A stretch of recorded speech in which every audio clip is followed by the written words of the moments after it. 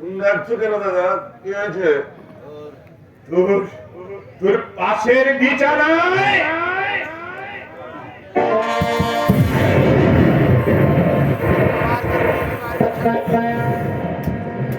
আমার ঘরে নিবার বিছানায় মোদি মোদি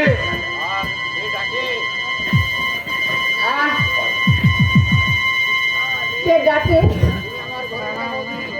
তুমি আমার ঘরে এলো মোদি? তুমি নীলিমার বিছানায়? হ্যাঁ?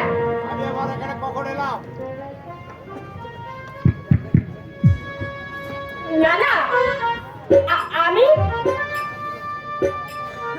আমি আমার এখানে কখন এলাম? এখন নেকা ছেড়ে গেছো তাই না? মনে করেছো আমি কিচ্ছু জানি না? এই জন্যে তোমরা আলাদা হতে চাওনি। গোপন ভালোবাসা। খবরদার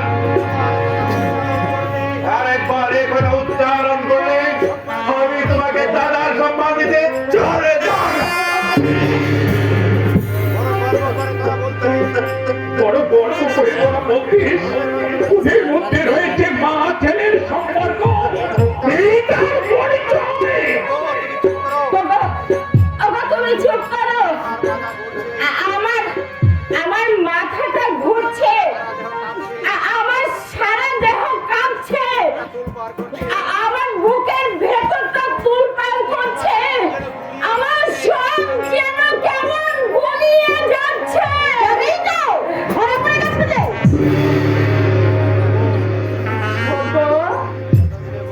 এতদিনে বুঝেছি কেন আমাকে অবহেলা করে তোমার কথা উঠে বসে।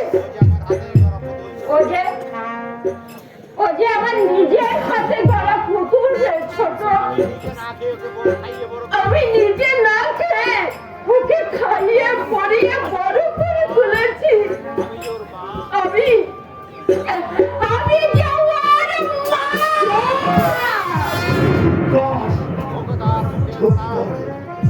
ও কথা মুখে আনবে না, তাহলে আকাশটা ভেঙে তোমার মাথায় পড়বে। তুমি কি বলছো?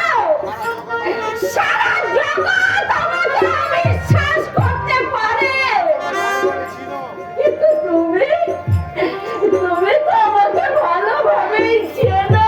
হ্যাঁ, চিনি, আমি তোকে ভালোভাবে চিনি। তুই অসতী, কুলটা।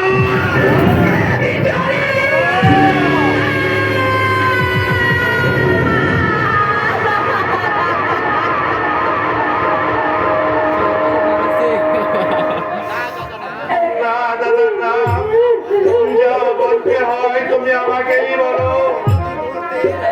কিন্তু যে প্রতি মুহূর্তে আমাকে গর্বে না ধরেও আমার গর্ভধারিণী মায়ের পরিচয় দিয়েছে, আমার সেই দুটিকে বলতে গেলে কিছু বলো না গো দাদা। কেন কেন এমন হলো দাদা?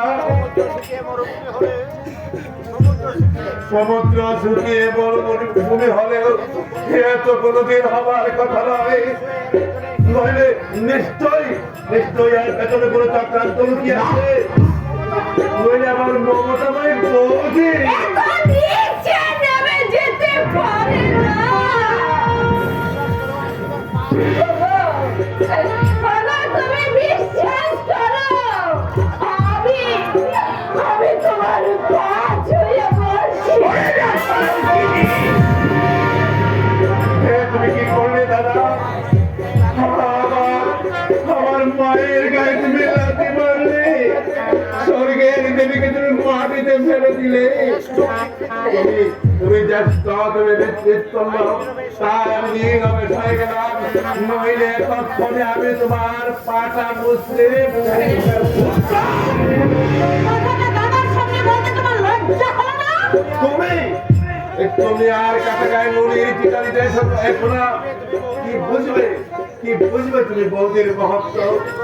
তুমি যদি ঘরে কোনো সন্তানের মা হতে নিজেকে তিলে তিলে শেষ করে দিয়ে কোন মা হারা সন্তানকে বড় করে তুলতে, তবেই বুঝতে আমার বৌদি হৃদয় কি উপাদানে গড়া।